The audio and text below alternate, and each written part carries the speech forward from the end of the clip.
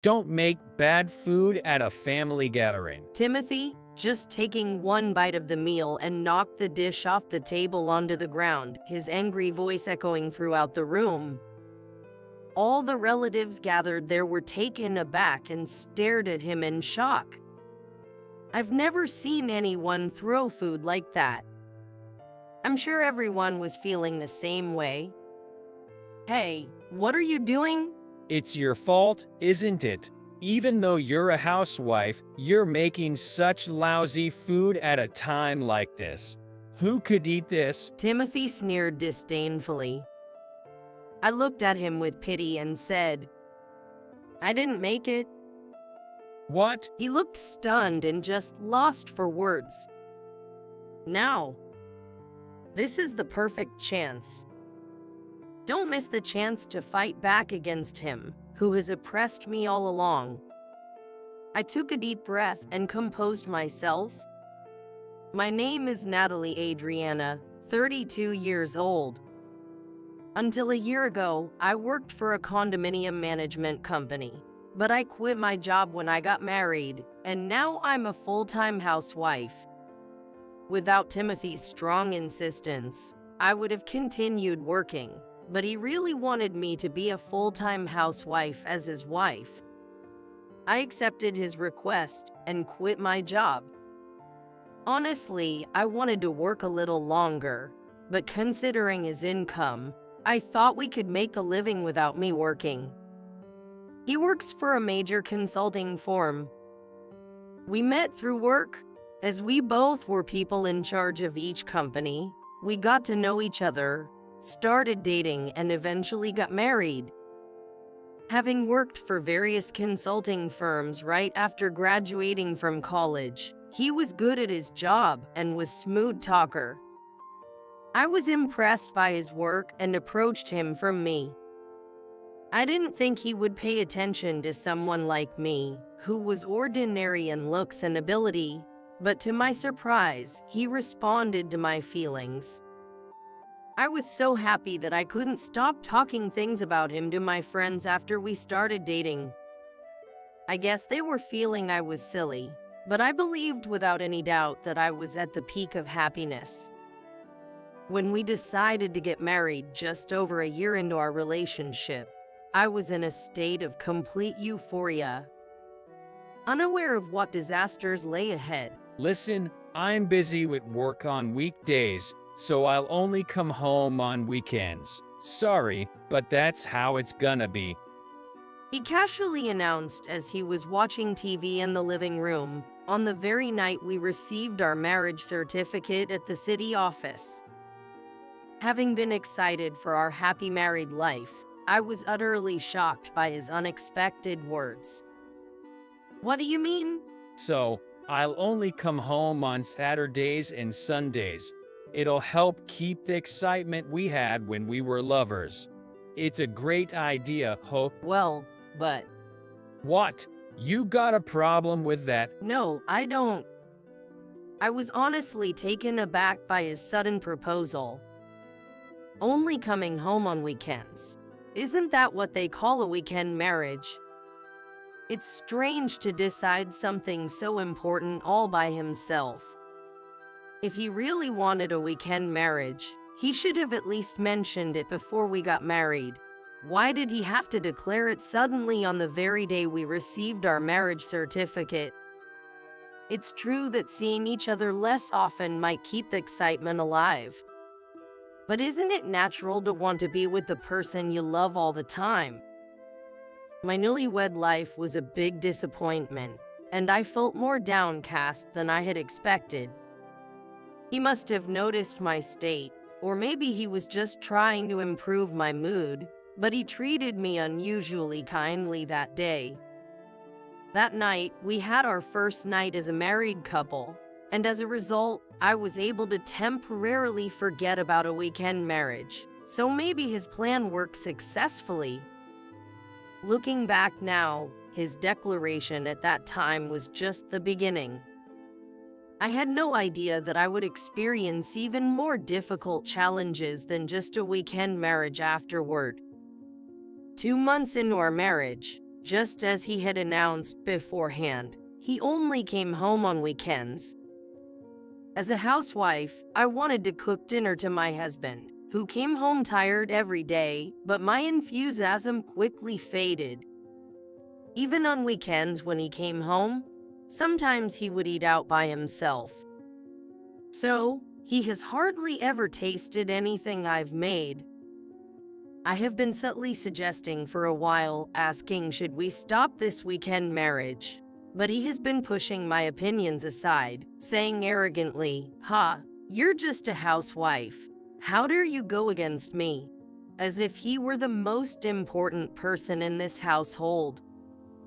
It's true that I am a housewife, but that's what he wanted. I now realize that he made me quit my job could have control over our domestic life. He led me not to resist his orders by making me financially dependent on him. That must have been his plan all along. At night, when I got into bed, tears of frustration welled up. How did this come about? I just wanted to have a happy married life. It's too late to lament now. I have no choice but to patiently wait until he changes his mind. I felt like I had been thrown into a tunnel. I could not see the light at the end and was filled with anxiety. As we entered the 3rd month of our marriage, he started coming home only occasionally, even on weekends. This is not what we agreed upon. Is there any point in being married when we hardly ever see each other? Honey, can't we talk about our life together again? I mustered up the courage to ask him again on a Friday evening. Timothy smelled of alcohol. Maybe he had been drinking with his coworkers. At the same time, I smelled a sweet scent like jasmine filled the air. I was taken aback. No, it couldn't be. I've told you countless times already. I have no intention of coming back now. Even though he was drunk, he continued to assert his position as usual. But things have changed from our initial agreement. You said we'd spend weekends together. What about now? You don't come back on weekends anymore, do you? Besides, I wasn't really satisfied with it from the beginning. When I said that, his face turned red. I realized right away that he got upset. How many times do I have to tell you? I absolutely won't compromise. Seriously, why do you keep complaining so much? Maybe you should understand your place for once. His attitude had changed drastically from before we got married, and he didn't seem to care about me at all. That made me sad beyond anger. Why did he even bother marrying me? I couldn't bear it any longer, so when I heard the sound of Timothy, who retreated to his own room, got out from his room and entered the bath, I crawled out from my bed and sneaked into his room. I didn't want to do something like this, but I couldn't stand being at his mercy any longer.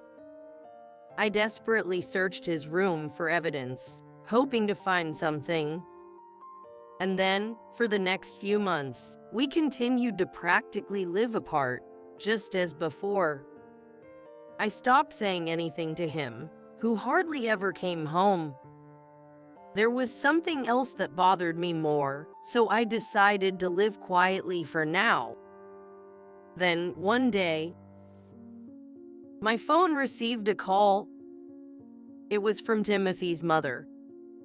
I hadn't seen her since I met her to meet his parents when we got married. I wondered what she wanted all of a sudden and picked up the phone. Hello? Natalie, it's me. Oh, hello. How are you doing? In the background, I could hear a noisy crowd, as if she were at a supermarket or something. It's almost Christmas. Are you two coming, right? All the relatives will get together, so I want you to join us too, Natalie. Oh, you're talking about Christmas. Yes, I'd be happy to come, but I suspected that she might know something about Timothy, so I decided to ask her a question. Have you talked to Timothy recently? Timothy. Oh, I've talked to him many times. I've been contacting him a lot because I was worried about him since he finally got married. But it seems like his married life is going well. What? I was puzzled what she was saying. His married life is going well. Is that what Timothy told her? What part of this weekend marriage is going well? However, it clicked after a moment of thought. He must be deliberately lying to her, saying that our married life was going smoothly. She is the type to worry about her son for everything, which can be described as caring or overprotective, depending on how you look at it. Even though I've only met her once, it was clear how she doted on her son from the conversation during our first meeting. No offense, but I think what Timothy told you is all lies, actually. I told her that he had declared from the beginning of our marriage that he would only come home on weekends. And recently, even on weekends, we hardly ever saw each other. What are you talking about, Natalie? Timothy would never do such a thing. Are you trying to deceive me with lies? Who do you think you are? She responded with anger to my confession, raising her voice on the other end of the phone. I sighed. I knew she was someone like this. She only believes her son's words. She never doubts that he might be lying. If anyone says something negative about him, even if it's his wife, she'll attack her thoroughly. That's how she operates. I'm not lying. If you're concerned, I can record the inside of the house for a month and show it to you. But she refused, saying, "You don't need to do such embarrassing things. You're the worst daughter-in-law." She hung up without believing me at all. I had a feeling that it would turn out like this. My Phil is a taciturn person, so I don't know what he thinks of me. But my Mill probably thinks of me as nothing more than a convenient marriage partner for Timothy. Once I understood that, I felt tired of continuing my marriage with Timothy like this, and I decided to put my plan into action, which I had been thinking about for a while. The day of action would be the Christmas, the day when Timothy's relatives would gather at his parents' house. I didn't know what would happen, but I would do everything I could. Quietly in my heart, I burned with determination. Christmas arrived, and as promised, Timothy and I headed to his parents' house. When we left the house, I contacted someone. Timothy, who knew nothing about it, reluctantly prepared and left our house, saying, such a hassle to go meet my relatives." When we arrived at his parents' house, his uncles, aunts, and cousins, as well as his parents, were gathered. And there was a woman who appeared to be a housekeeper preparing food in the kitchen. The housekeeper, wearing glasses and a mask, did not join our conversation and simply carried out her work. With so many people, I couldn't sort out who was who in my head. Oh, Natalie. Welcome to our home. Although my Mill welcomed me with a smile, but her eyes weren't smiling. She seemed to have lost all trust in me since our previous phone call. I forced a smile and greeted her with Merry Christmas. After that, I didn't exchange any more words with her, and the preparations for the meal continued. I was also helping prepare various things in the kitchen. My Phil remained silent as usual, sitting on the sofa and reading a newspaper. Once the meal was ready and I finished serving and everyone began to eat, I noticed Timothy next to me, going to eat the stew. I was about to eat my meal as well, feeling hungry. Hey, how could you make such terrible food like this for a family gathering? There was a loud crash of a breaking dish, and everyone was startled by the sudden sound. Timothy, who had only taken one bite of the meal that had been served, made a loud angry noise throughout the room. Everyone gathered there looked at him in shock. I've never seen anyone throw food on the floor before. I'm sure everyone felt the same way. Hey, what are you doing? It's your fault, isn't it? You're a housewife, and you make such lousy meal at a time like this. Who could eat something like this? He sneered at me. I gave him a pitying look and said, "But I didn't make it." Huh? He looked stunned and just lost for words. Now's the time. Now is the perfect chance.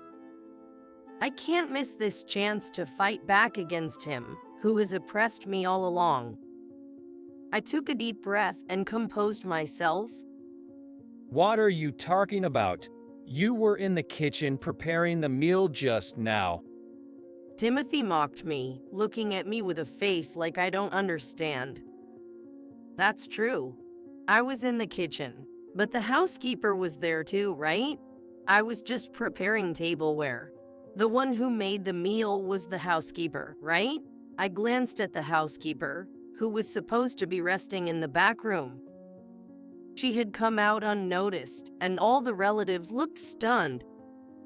Yes, that's correct. See, by the way, this housekeeper, I was the one who hired her. Let me introduce her to you. She's my mother. The housekeeper, or rather, my mother, took off her glasses and mask. Seeing her face, both Timothy and his parents were taken aback. They, of course, knew my mother's face, so they must have been surprised, wondering why she was here. Wait, weren't you the housekeeper Timothy hired? I didn't know. There's no way I'd prepare anything like that. It seemed that my mill had thought Timothy had hired the housekeeper, and she was trembling with shock. Timothy, you know what my mother does, right? She works at a high-class restaurant and makes delicious meals every day. But today, I had her made a home-cooked meal with a light taste. I wonder why you thought I made it. Well, it's because you were in the kitchen until just now. Timothy raised his voice, irritated by my question. Indeed, it might be natural to think that I, who had been in the kitchen, had prepared the meal with my mother. However, Timothy, who hardly ever ate my cooking, didn't know. My cooking is often strongly seasoned, unlike the meal my mother prepared today, which is lightly seasoned. I prefer strong flavors, so I use plenty of seasoning. That might be true, but the main reason is that you've hardly ever eaten my cooking. What? What does that mean? Everyone present, except for Timothy, looked at me with wide eyes, not understanding. Timothy turned pale and froze in shock. I had decided to reveal his dishonesty here and now.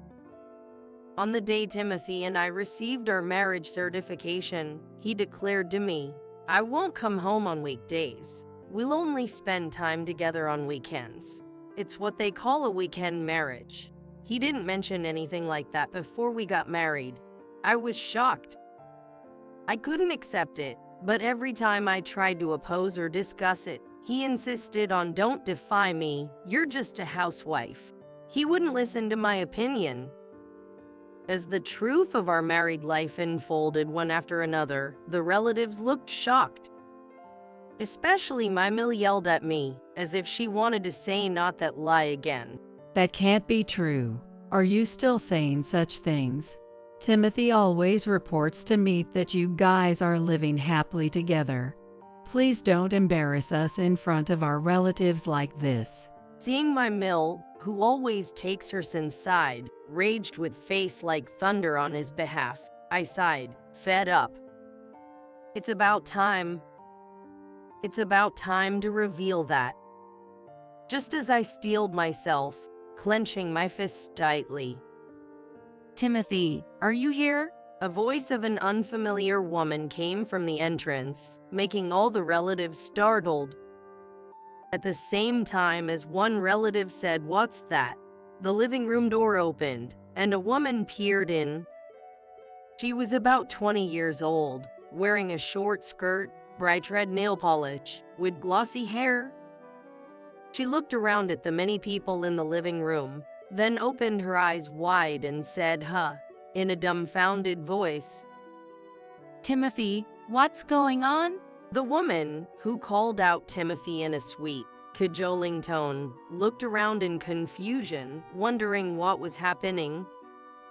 Everyone except me seemed unable to grasp the situation. Myler, why are you here? Timothy's mistress, Mila, shrugged with an even more bewildered expression at Timothy's surprise. Why? Because you called me here. You said you wanted to introduce me to your parents as your fiancé. What? When did I ever say that? It was 2 weeks ago. Don't you remember? When she showed Timothy the message exchange between them, he was taken aback. I never sent this. Huh? Then who sent it? As the two of them argued with each other, I took a step forward. "Nice to meet you. I'm Timothy's wife. I'm the one who invited you here today. I'm sorry, Timothy, but I sent the message without telling you." What? What? Both of them were dumbfounded at the same time. Yes. In fact, ever since I received a phone call from my mill inviting us for Christmas, I had been waiting for the right moment to strike back at Timothy. And 2 weeks ago, while he was taking a bath late at night, I sneaked out of the bedroom and grabbed his smartphone. Seeing his frequent contact with Mila, it was obvious she was his mistress. To catch Timothy and Mila red-handed, I had lied and lured her here today. The relatives who heard our conversation began to buzz. My in-laws' faces turned pale. I had a feeling something was strange. Why did he start living a life where he only comes home on weekends right after marrying me? I wondered if there was any point in getting married if we hardly ever saw each other, even though we were married. I thought if he really loved me, he wouldn't live like this. That's because I'm busy with work. I've told you many times. Even at this point, he still tried to resist. I sighed deeply, fed up with him. Work? Well, at first, I believed that. But then, when you came home at night, I smelled like perfume on you. I thought there was something fishy and decided to investigate. What? What do you mean by investigate? He suddenly started to shiver. I took out the infidelity investigation report from the detective agency that I had hidden in my bag and thrust it in front of Timothy and the woman. I had suspected his infidelity and had recently hired a detective agency to investigate. The evidence of his infidelity was quickly found, and that's how I had gathered a large amount of evidence. The relationship started 5 years ago. At that time, Mila was only 15 years old. You picked her up on the street and started dating her. But of course, you couldn't marry a child like her. Besides, she is currently working for a hostess club. So, you didn't think your parents would approve. But you had felt pressured by your parents to get married soon. So, you caught a safe woman like me and got married to shut them up. And then, you continued the relationship with her in secret. Sooner or later, you were planning to divorce me, citing the excuse like you were busy with work or something, and marry her, right? I exposed their infidelity by piecing together the information I had learned from the detective agency's report and the contents of Timothy and Mila's messages. What are you talking about? Timothy would never. My mill, who was trying to support Timothy, seemed unable to say anything more in the face of the evidence I presented and felt deflated in defeat. Timothy and Mila looked at each other, trembling. Then Timothy spoke up. This is unfair. You're using such dirty tactics to discredit us. That's despicable. His words filled me with so much anger that I felt like my blood vessels were about to burst, and I yelled, "Unfair? What are you talking about? The unfair one is you, who, right after marrying me, stopped coming home on weekdays. You approached me while you had someone else, used me, and now blamed me while shutting your eyes to what you did to me. You've been just waiting for me to get fed up and initiate a divorce, weren't you? But too bad. Of course, I'll divorce you, but you'll pay alimony properly. And you too, Mila." I glared at Timothy and Mila with the most intimidating look I've ever given. Oh, why me? I don't have any money. Please, I beg you. I was run. So, please spare me just the alimony. I glared at the two again, who were begging for mercy now, and shouted, "Just get out of here right now." They, upon hearing my scream, finally let out a cry and left the house. I apologize for the disturbance, everyone. As I stood tall and apologized sincerely, a collective sigh escaped from among the relatives. Everyone was stunned by Timothy's actions, at a loss for words. Natalie, I don't know what to say. My Mill, who had believed Timothy and criticized me, looked awkward as she looked down. I left my in-laws' house together with my mother, who had been pretending to be a housekeeper. I probably won't be coming to this house again. Thus, my one-year marriage life that I had been plagued by Timothy had come to an end. A few days later, I began the divorce proceedings with Timothy. I would be officially single again. Now I am a divorcee, but our marriage was so brief and hardly felt like a real marriage, so it didn't feel like much had changed. Since we were living in a rented apartment, I managed to get rid of Timothy by asking him to leave. After that, he did pay me the alimony that I had demanded, but apparently he didn't have enough savings, so he asked his relatives to lend him some. Despite working for a prestigious company, he had no money because he had been lavishing expensive brand bags and clothes on his mistress. However, they, who had witnessed the Christmas incident, would never lend him any money. Having no choice, he ended up taking out a loan from the bank. His mistress did the same, taking out a loan to pay the alimony. Both of them were now struggling with repaying their loans. It forced them to postpone their plan to get married. At least until they pay off their debts, both sets of parents are adamant that they shouldn't get married. I suppose Timothy's parents, in particular, had enough of getting entangled in their troubles. They deserve to struggle to repay their debts. Compared to the 1 year of suffering I had endured, it was easy for them. Just to earn money and pay it back, I thought, like somebody else's business. On the other hand, I returned to my previous job at a condominium management company and am now enjoying my work. It's much better for my mental health than staying holed up at home.